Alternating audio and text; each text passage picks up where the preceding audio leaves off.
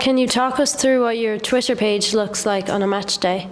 Yeah, so in preparation for the match or whatever, we'd make sure we have a checklist of what needs to go up. So the first thing that would go up would be the match day kind of poster that we'd create on Canva, and that would have the venue and the time, so people knew where and when it was on.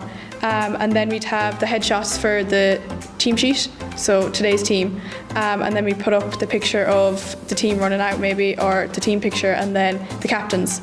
And then we'd have throw in, and then it would be live updates from there. So each score will go up, and then you'd have your half time, and then the rest of the scores, and then full time. And then you'd thank the team or whatever and the facilities. Then the Instagram, on the other hand, wouldn't be as much live updates because we'd have the Twitter for that, but we'd make sure to put up on the Instagram to check out the Twitter because people wouldn't know about it otherwise. So we'd have the handle or whatever on it. So that would kind of be the main difference.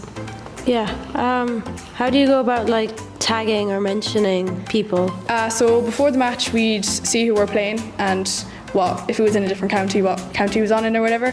And then we'd make sure we have the right tags for them because we don't want to go tagging the wrong people or anything. So make sure we have all the information before the match just to make sure we get everything right. So, can you tell us what your Instagram page looks like? So the Instagram page will kind of be the same as the Twitter, but not as much live updates. So you'd have match day, and then you could have videos of the team getting off the bus, running out of the dressing room, the warm-up like underway, and then you'd have the captains. And then every time there could be like a goal or something that could be put up, but we wouldn't be putting up live scores. You could do it every 15 minutes. We did that for a few games, the final especially, just because people would be tuning into that a lot. So 15 minutes in, then half time, 45 minutes and full time. So that was kind of the main difference. And then afterwards we might do interviews and stuff. So that wouldn't really put onto the Twitter, it'd be more so the Instagram, video wise. So that'd be the main thing.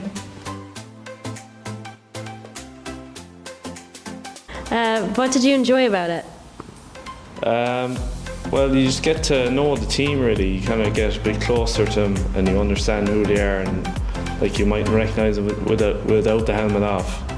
But now when you're involved with it, you actually do, and you see who they are, and like they might recognise you now, and they might know you and say, well, like in the schools.